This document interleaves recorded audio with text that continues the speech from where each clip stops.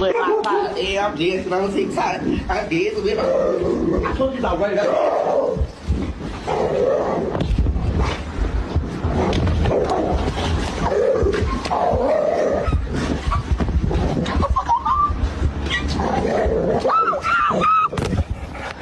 You know, I like to make joke already, right?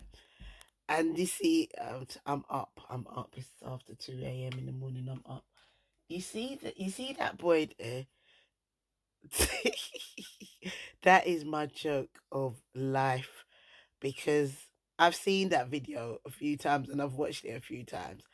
And I think the dog had some kind of neurodiversity, something that the colors, the orange top and the blue trousers. And then when the boy's doing the dance moves, I think I would, and I don't believe in reincarnation, but I believe that something was reincarnated in the dog because the boy goes,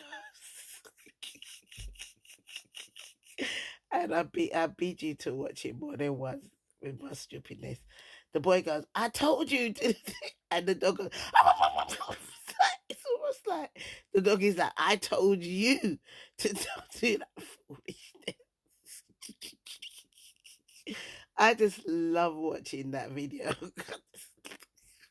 I think it's ridiculously hilarious.